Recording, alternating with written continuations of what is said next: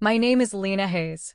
To understand the story I'm about to tell, you need to understand something about the rain in Willow Harbor. It's not a dramatic, thundering downpour. It's a quiet, persistent mist that settles over the city for months, blurring the edges of the world and turning the gray stone of old buildings into deep, contemplative slate. It's a rain that encourages introspection, a turning inward. I've always felt a kinship with that rain. I grew up in a quiet house with parents who loved books more than conversation. Our home was a sanctuary of soft, rustling pages and the gentle ticking of a grandfather clock. I learned early that the most important things were often unspoken, found in the margins and the spaces between words. I learned to observe, to listen, to find patterns in silence. This aptitude for quiet diligence is what led me to a career in data analysis, and 3 years ago, it led me to the doorstep of Irongate Analytics. Irongate was housed in a beautiful old brick warehouse in the historic district, a building that had been gutted and refitted with glass walls and steel beams in an attempt to look modern. But the old soul of the building remained. You could smell it in the air, a faint, pleasant scent of old wood, damp earth, and the nearby salt of the harbor, a scent that was constantly at odds with the forced, sterile brightness of the office. It was a place of contradictions, and I, in my quiet way, was about to become its biggest one. I was hired as a junior analyst. My job, on paper, was to process data and create visualizations for the senior consultants. It was work I loved, finding the story hidden within a spreadsheet, the elegant, simple truth buried under mountains of raw numbers. I saw it as a kind of poetry. But from my first week, I realized Irongate Analytics wasn't running on poetry. It was running on fumes. The place was a chaotic ballet of missed deadlines, frantic apologies, and last-minute saves. The energy was high-strung, a constant thrum of anxiety disguised as passion. My direct supervisor was Gregory Cole, a man whose charisma was a carefully constructed veneer over a deep well of insecurity. He spoke in buzzwords and managed by consensus, which meant he rarely made a decisive move until a crisis forced his hand. The first major crisis came a month after I started. Our largest client, a regional agricultural cooperative called Keystone Agriculture, was on the verge of walking. Their logistics were a mess, and the quarterly reports we provided were consistently flawed, leading to costly errors in their distribution chain. I watched Gregory and his team spend a week in panicked meetings, their voices echoing through the glass-walled conference rooms. They were rearranging the deck chairs while the ship was sinking. That Friday, I stayed late. The office was finally still, the only sounds the hum of the servers and the gentle tap of rain against the tall warehouse windows. I pulled up Keystone Agriculture's raw data, streams of it from the past 2 years. Everyone else had been looking at the most recent quarter, trying to patch the latest hole. But the problem wasn't in the last quarter. The pattern was older, a subtle deviation in how shipping data was logged that had begun 18 months prior. It was a small, quiet error that had compounded over time, like a whisper growing into a roar. I spent the next 4 hours building a new processing model, one that corrected the historical data and created a clear, predictive framework for their future logistics. It was intricate, delicate work, like mending a complex tapestry one thread at a time. By 3 a.m., it was done. I printed a summary, a single page with 3 clear, concise charts, and left it on Gregory's desk with a simple sticky note. I think the root of the Keystone issue might be here.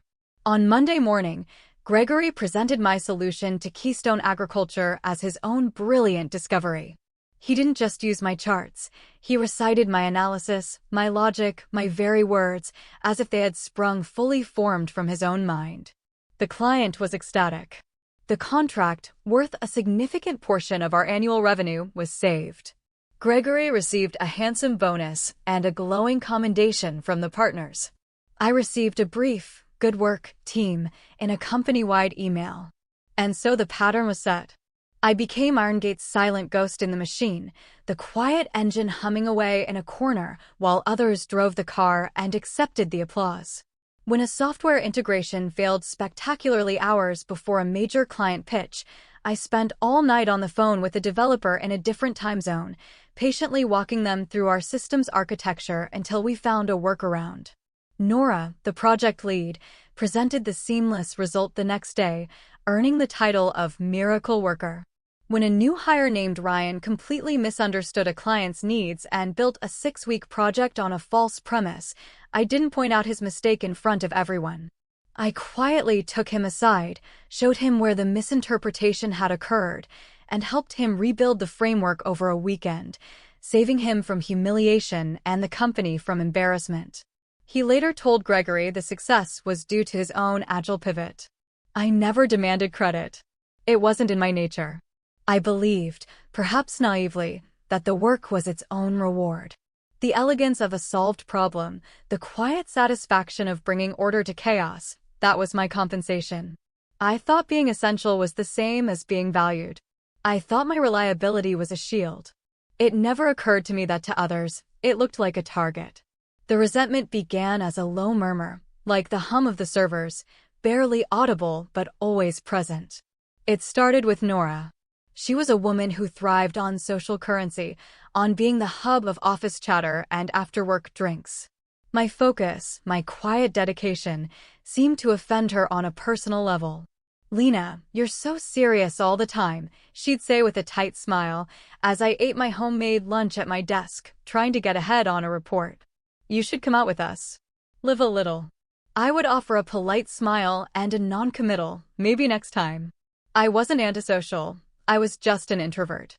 The noise and forced joviality of a crowded bar drained me, while the quiet complexity of a data set energized me. But in the ecosystem of Irongate Analytics, my preference was seen as a flaw, a judgment. Ryan, emboldened by his own successes, which were, in reality, my successes, began making jokes at my expense. "Don't ask Lena about that TV show. She's probably too busy communing with a spreadsheet," he'd call across the open-plan office, earning a few nervous chuckles. Gregory, for his part, began to treat my contributions as an expectation. My late nights and weekend work were no longer exceptional, they were simply the baseline. He dropped projects on my desk at 4:45 p.m. on a Friday with a cheerful, "Just need you to take a quick look at this over the weekend." The quick look often meant rebuilding the entire project from the ground up. My mistake was in believing that this was a sustainable ecosystem. I was the foundation, and I thought that as long as I remained strong, the house would stand. I didn't realize the inhabitants of the house were growing to resent the very ground they stood on. The first tremor that suggested a real earthquake was coming arrived on a Tuesday, 6 months ago. It was another gray, rainy afternoon. The phone on my desk, which rarely rang, chirped to life. It was an unfamiliar number. "May I speak with Lena Hayes?" a warm, clear voice asked. "This is she." "Miss Hayes, my name is Genevieve Beaumont. I'm a senior partner at Zenith Partners. I hope you don't mind the call, but I've been following your work for some time, and I am exceptionally impressed." Zenith Partners. The name sent a jolt through me. They were our sharpest competitor in Willow Harbor, a firm known for its innovative strategies and deep client loyalty. They were the company we were always trying to emulate and always failing to match. "My work?" I asked, my voice barely a whisper. "How would you know my work?" "We make it our business to understand the market," she said, her tone calm and assured. "And for the past year, we've noticed a distinct pattern at Irongate Analytics. Every time a major client is retained, every time a complex problem is solved with an unusually elegant solution, we dig a little. And the trail, if you look closely enough, always seems to lead back to you. You are, if you'll forgive the metaphor, the source of the river." I sat stunned, my hand gripping the receiver. Someone had seen me. Someone had looked past the noise and the presentations and had seen the quiet work underneath. "We're looking to expand our strategic analysis team," Genevieve continued. "We're not just looking for an analyst, Ms. Hayes. We're looking for an architect. The position would come with a significant increase in salary, a directorship, and your own team. But more importantly, it would come with the autonomy and the recognition you deserve." The offer was breathtaking. It wasn't just the money, which was more than double my current salary, or the title. It was the word she used, recognition. It was a glass of cool water offered to someone who hadn't realized how thirsty they were. Yet, I hesitated. "I appreciate the offer, Ms. Beaumont. It's very generous. But I need some time to think." I've invested a lot of myself here at Irongate. A part of me, the loyal, quiet part, still believed. I believed that if I just worked harder, if I was just a little more patient, Gregory and the others would eventually see my worth. I wasn't ready to give up on them. That loyalty, I would soon learn, was a currency they had no interest in honoring. In the weeks that followed my call with Genevieve, the atmosphere at Irongate curdled. It was as if my colleagues could sense my newfound, secret value, and it terrified them. Conversations would halt when I walked into the kitchenette.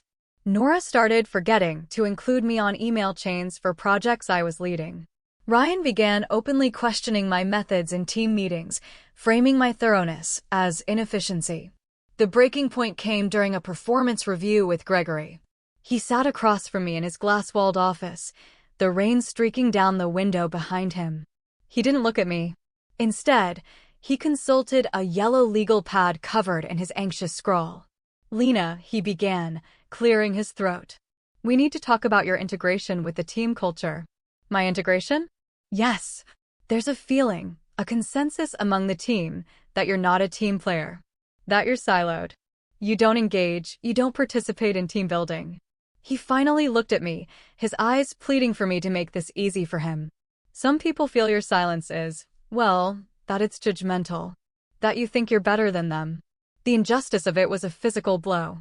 I thought of the weekends I had given up, the nights I had spent fixing their mistakes, the countless times I had quietly empowered them to succeed. I had collaborated more than anyone in that entire building, but my collaboration was invisible. It didn't happen over beers or at the company picnic. It happened in the quiet hours, in the unseen code and the corrected reports. "Gregory," I said, my voice steady despite the tremor in my chest. "My work has saved this company's largest accounts on at least 3 separate occasions. I complete every task assigned to me, and I regularly do the work of 3 people. Is my performance in question?" "Your performance is adequate," he stammered, retreating back to his script. "But work isn't just about performance, Lena. It's about synergy. It's about morale. Irongate is a family, and right now, you feel like a distant cousin." A family. The word hung in the air, grotesque and false. I realized then that I wasn't part of their family. I was the help. And they were getting ready to let me go. A week later, Genevieve Beaumont called again. Zenith had just won a major contract with a tech firm that Irongate had been pursuing for months. She gently renewed her offer. "We're not just trying to poach you, Lena," she said, her voice full of a genuine warmth that I hadn't heard at work in years. "We're trying to build the best firm in the city. And we believe you are one of the best. The offer still stands. In fact, we're prepared to enhance it. We have clients asking for the kind of deep, structural analysis that is your signature. Your reputation is bigger than the 4 walls of your office." That conversation was a seed. It began to grow in the barren soil of my days at Irongate. I started to see things not as personal slights, but as data points. The receptionist, when a frantic client called, would often bypass the assigned consultant and route the call directly to my extension. The requests from other departments for a quick look at their data. The way senior partners from other firms would mention in passing the remarkable consistency of Irongate's output on certain key accounts, my accounts. I was the secret. And the secret was about to come out.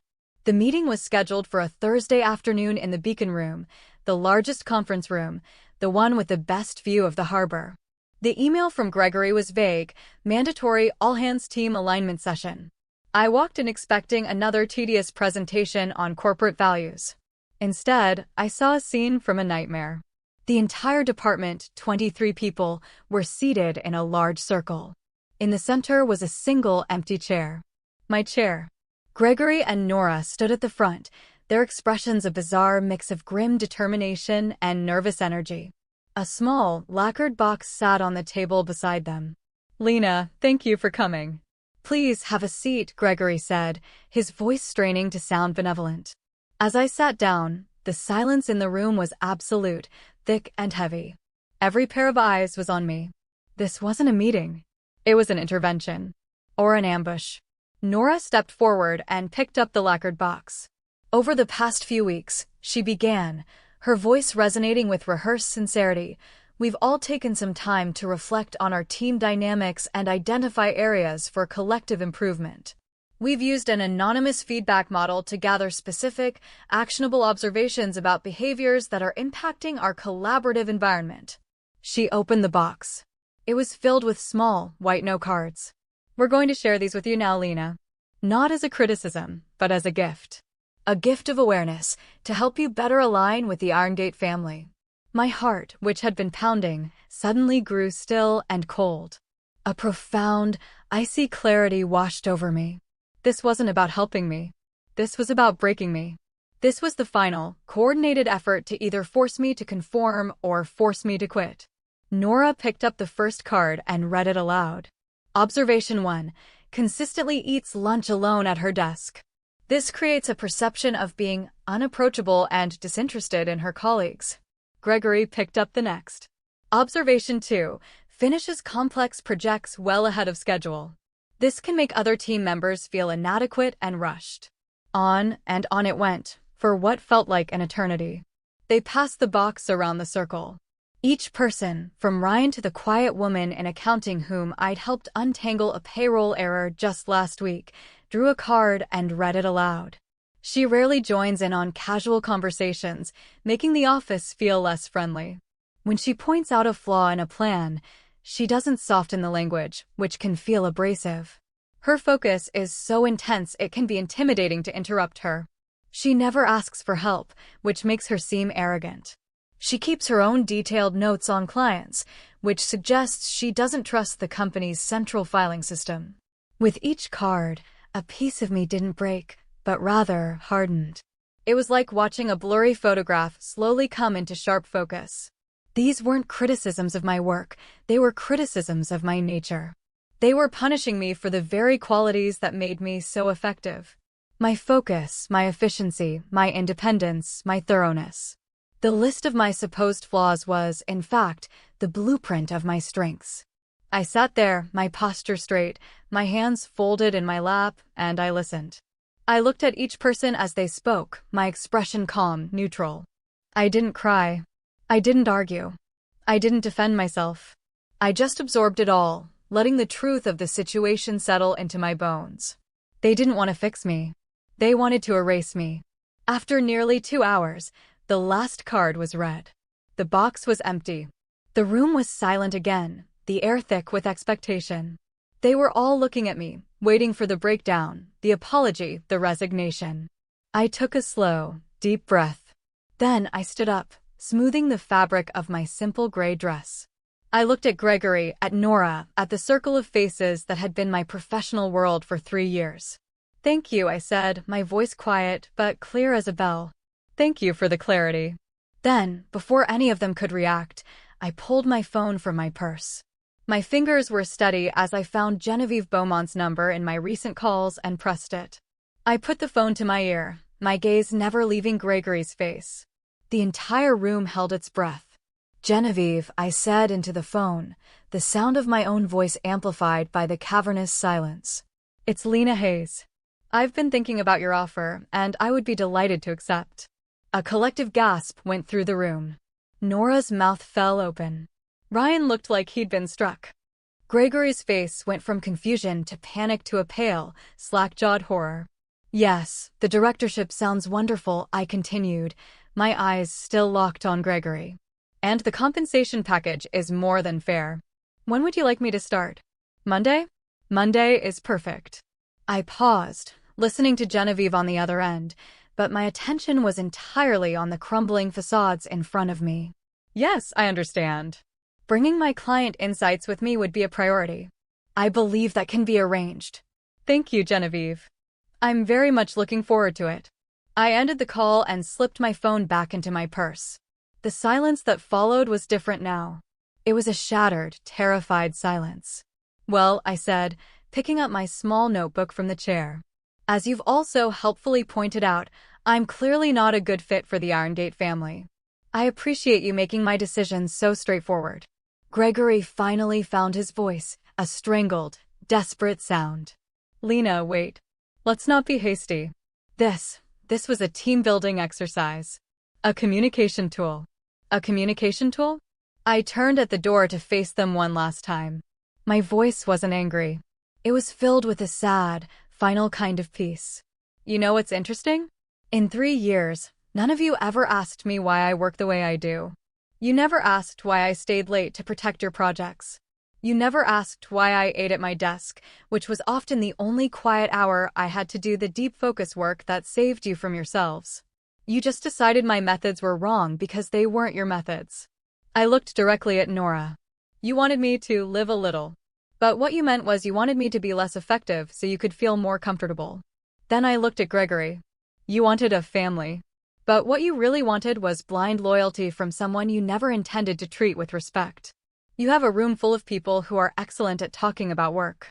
You just drove out the one person who is excellent at doing it. Good luck with your next quarterly reports. I walked out of the beacon room and didn't look back. The gentle sound of the rain outside felt like a welcome. The weekend was a quiet exhale.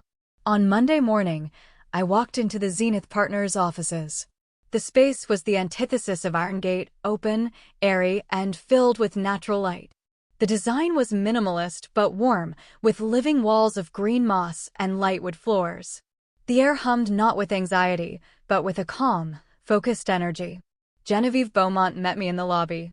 She was as her voice had suggested, warm, direct, with intelligent eyes that seemed to see everything.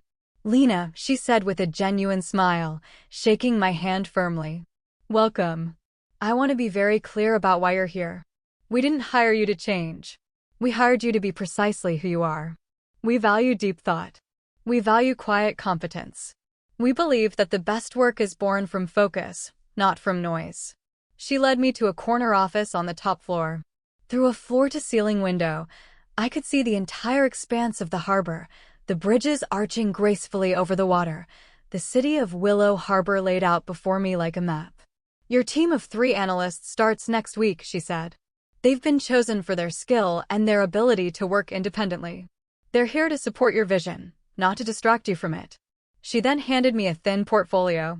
Client transition planning, she said. We've had some inbound interest. Companies who are reevaluating their current consulting arrangements. I believe you'll recognize some of the names. I opened it. My breath caught in my throat. Keystone Agriculture. And a half-dozen other major Irongate clients. How? I whispered. Good people are loyal to good people, Lena, not to logos on a building, Genevieve said simply. Word travels. It seems the service quality at your former employer has been a topic of quiet concern for some time. They were just waiting for a viable alternative. Before I had even finished setting up my new computer, my phone rang. It was Mark Keaton, the CEO of Keystone Agriculture. Lena? Mark Keaton here. I heard through the grapevine you'd moved to Zenith. Best news I've had all year. Listen, our contract with Irongate is up for renewal next month and, frankly, we're not going to re-sign. The place has been a mess for years, and if I'm being honest, you were the only reason we stayed as long as we did. Can we talk about what it would look like to move our business over to you? By the end of my first week, I had fielded calls from 4 of Irongate's most significant clients. I wasn't poaching them. I was simply answering the phone. They were following the work, not the company. They were choosing the person who had consistently, quietly, delivered for them. The transition was swift. Within 2 months, nearly 40% of Irongate's primary revenue base had migrated to Zenith Partners. Gregory called me once, his voice a frantic mix of pleading and threats. He mentioned non-compete clauses that didn't exist and accused me of corporate sabotage. I'm not sabotaging you, Gregory, I told him calmly, looking out my window at the calm gray water of the harbor. I'm just continuing to do my job. The only difference is that now my clients and my employer value it. 6 months later, Genevieve and I stood on a construction site 3 blocks away from the Irongate Analytics building. Zenith was opening a new satellite branch to handle the influx of business, and she had asked me to lead it. A bit on the nose, don't you think? I asked with a small smile, looking at the brick facade of my old office down the street. It's good for logistics, she said with a wink. Makes it easy for clients to find us. A year has passed since that day. Our Willow Harbor branch of Zenith Partners now employs 23 people, the same number that sat in that circle, ready to condemn me. But this is a different kind of team. It's a group of quiet thinkers, focused innovators, and dedicated problem solvers. We have team lunches, but we also have a library quiet space for deep work. We value collaboration, but we understand that it can look like two people talking at a whiteboard or one person thinking deeply for 3 uninterrupted hours. Sometimes, on my way to work, I walk past the old Iron Gate building. It looks smaller now. I heard they had to lay off a third of their staff. Gregory was moved to a non-managerial role. Nora left the company. I feel no triumph when I think of this, only a quiet, lingering sadness for the potential they wasted, for the culture of fear and insecurity they cultivated. They thought my silence was a weakness, a void they needed to fill with their noise. They didn't understand that it wasn't a void at all. It was a space where I was listening, observing, and understanding. It was the source of my strength. The best revenge, I've learned, isn't a dramatic confrontation or a victorious laugh. It is the quiet, steady, undeniable act of building something beautiful and lasting in the place where someone else told you nothing could grow. It is finding the courage to honor your own nature and to walk away from anyone who asks you to be anything less than who you are. And sometimes, if you're lucky, you get to do it with a beautiful view of the rain.